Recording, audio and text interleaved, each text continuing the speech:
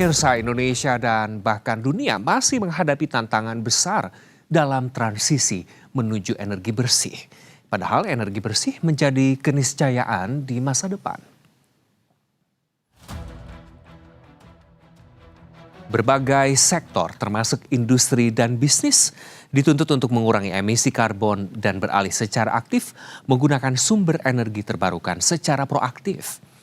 Renewable Energy Certificate atau REC hadir sebagai instrumen penting yang membuktikan bahwa 1 MWh listrik telah dihasilkan dari sumber energi ramah lingkungan seperti tenaga surya, angin, atau air.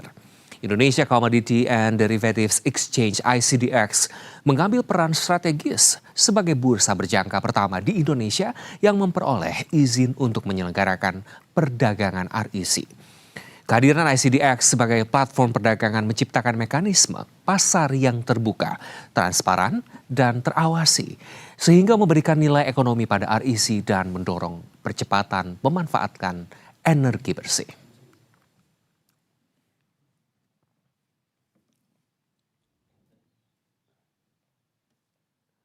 Lantas sejauh mana peran strategis ICDX dalam perdagangan REC di bursa berjangka?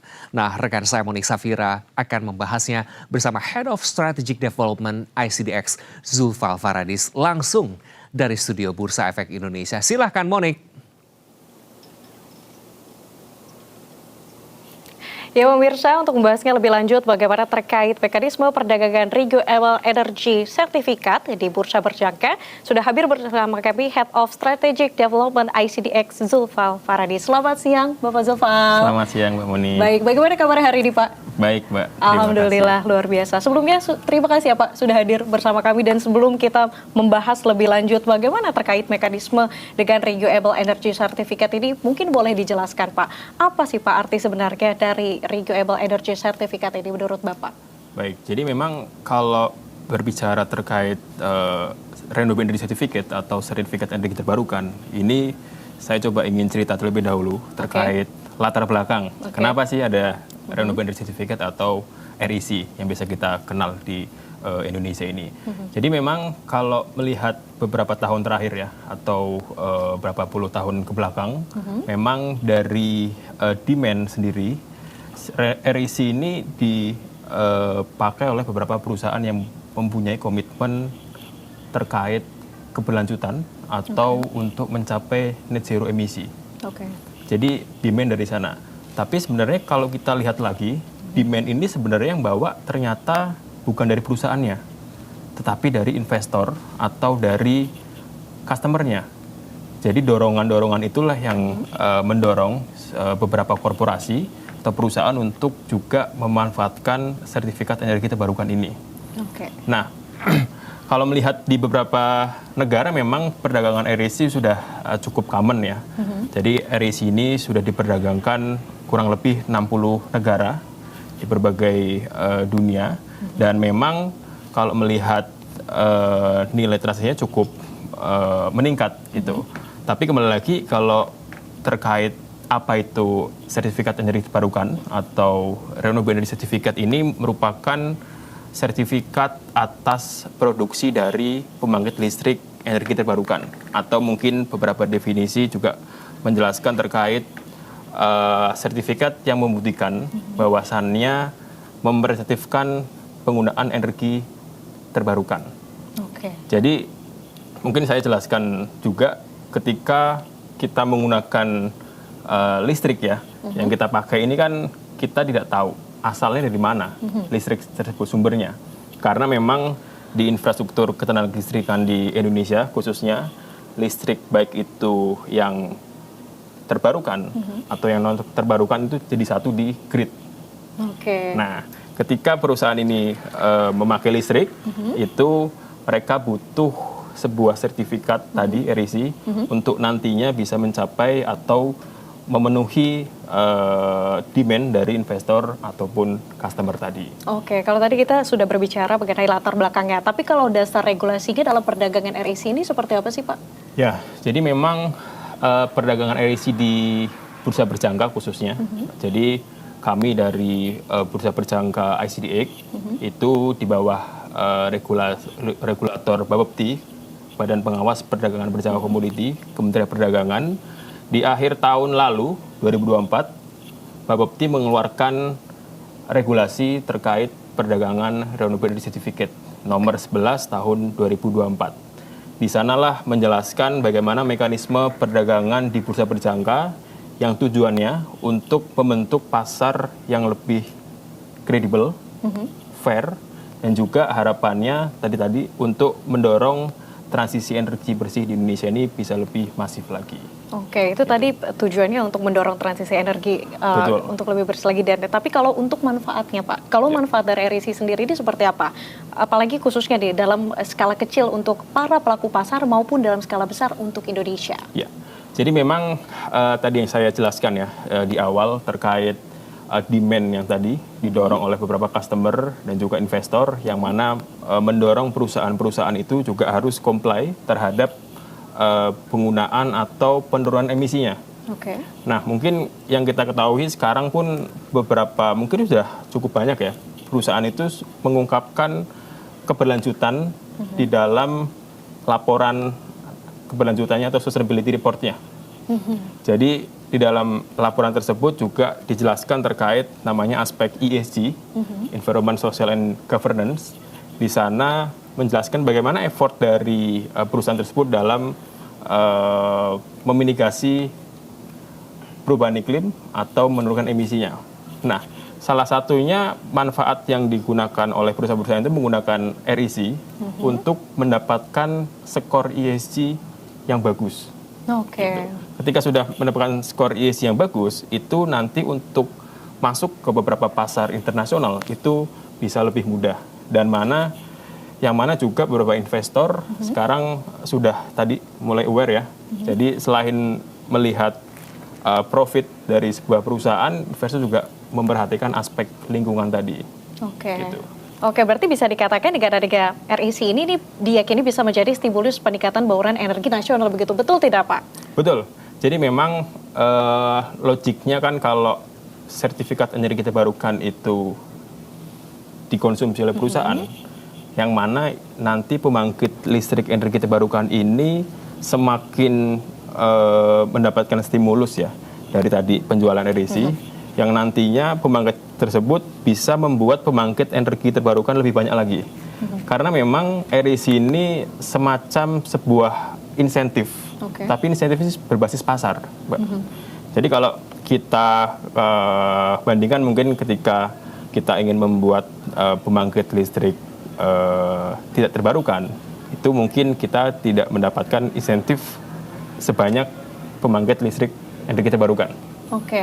Nah, ketika beberapa pihak membangun pembangkit listrik terbarukan, itu mendapatkan added value tadi yang dapat dimonetize di pasar. Nah, secara logika ketika perdagangan atau penjualan REC ini di pasar ini meningkat, harapannya nanti bauran energi ini juga akan meningkat. Karena semakin banyak pihak-pihak yang ingin membangun pembangkit listrik energi terbarukan. Gitu. Jadi itulah yang nanti akan coba kita juga dorong.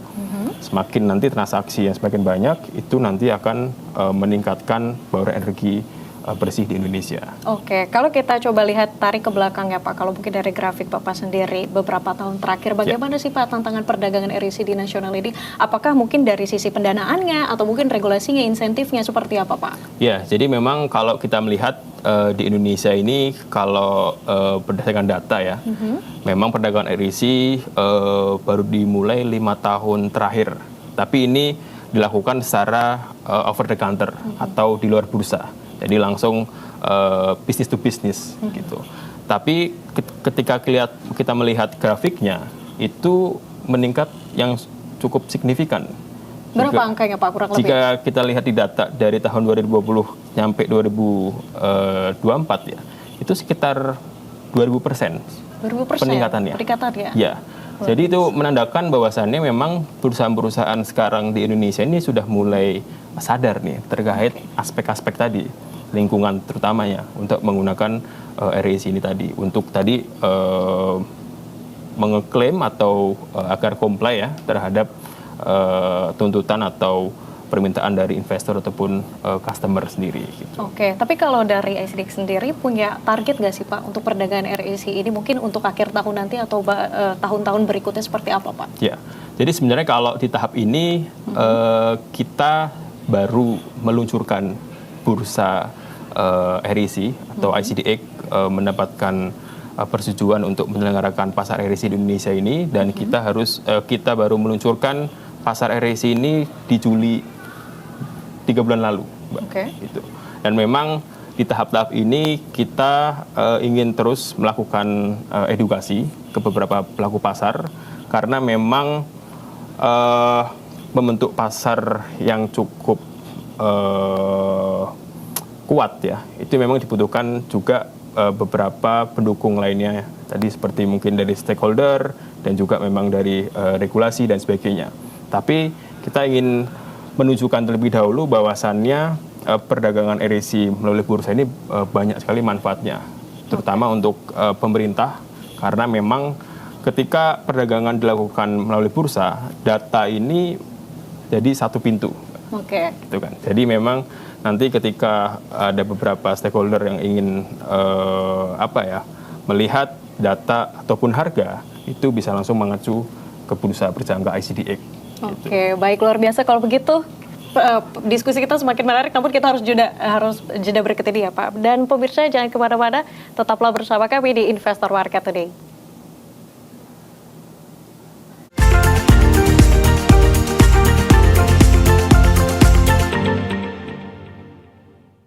Dipersembahkan oleh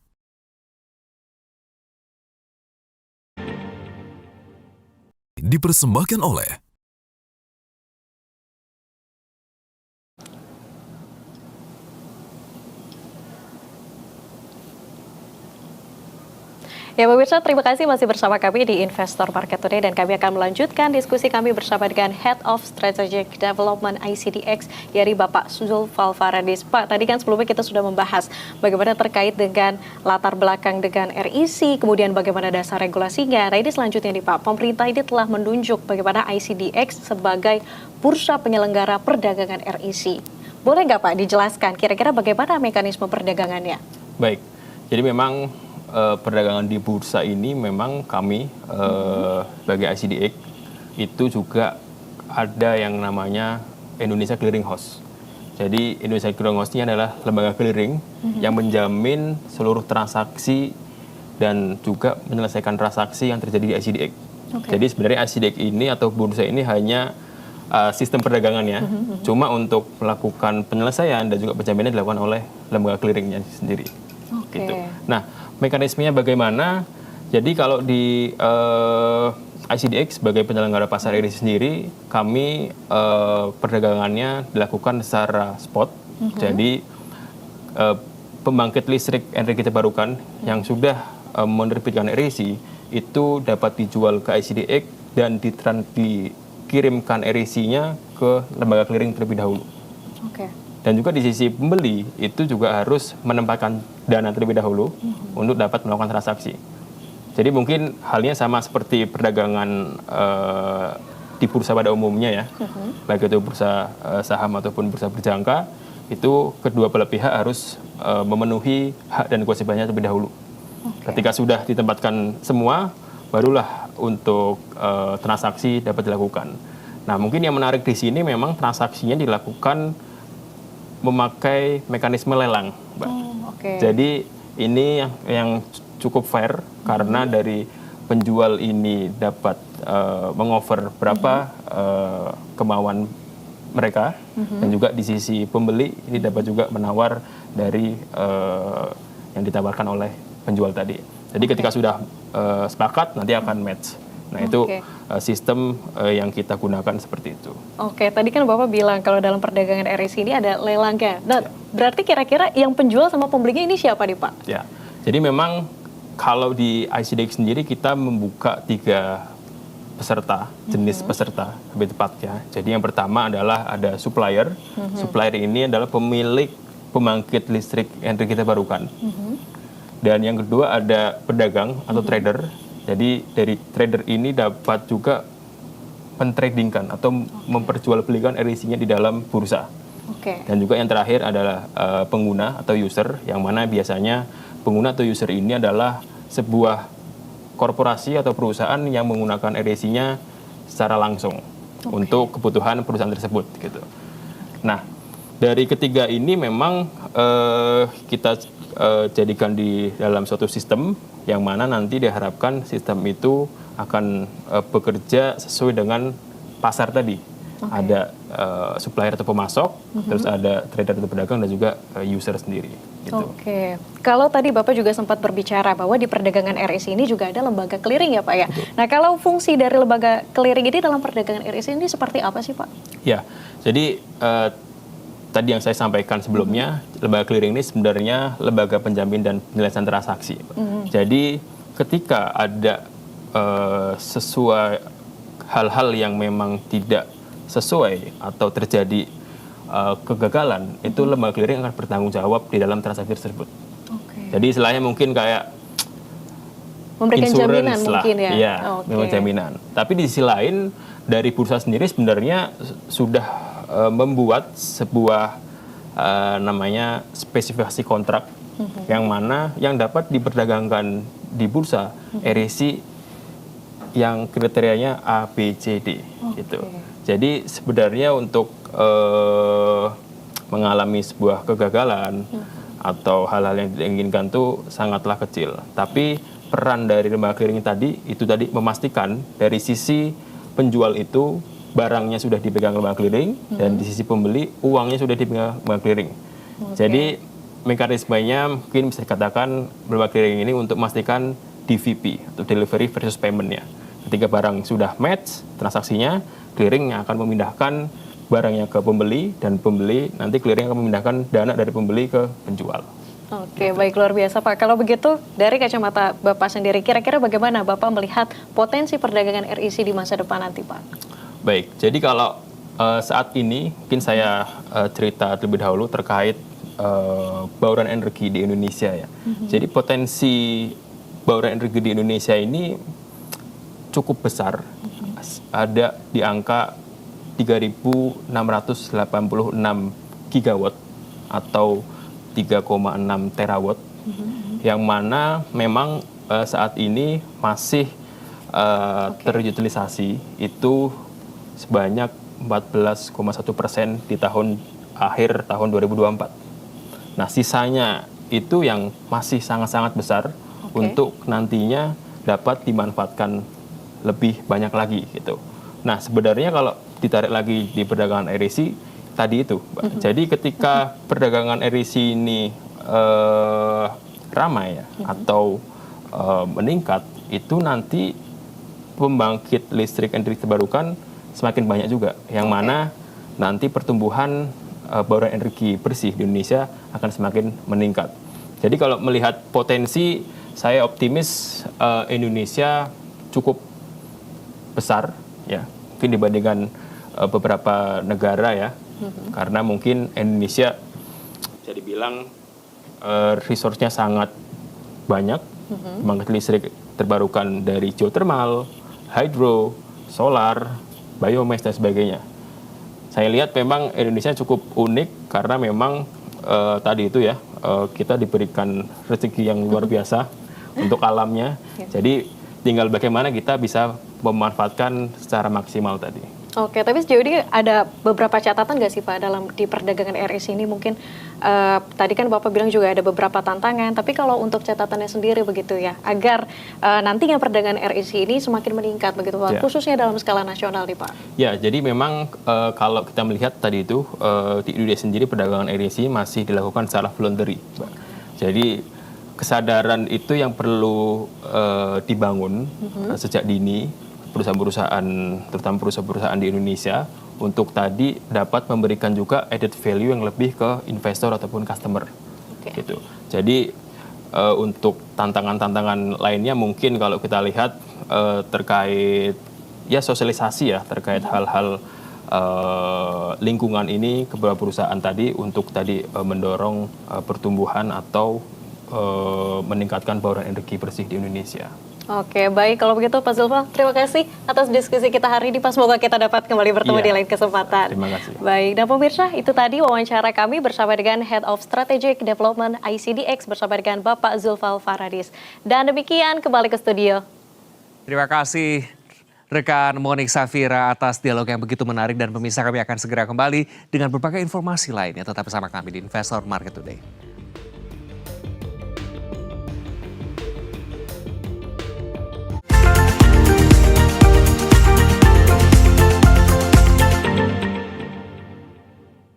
Dipersembahkan oleh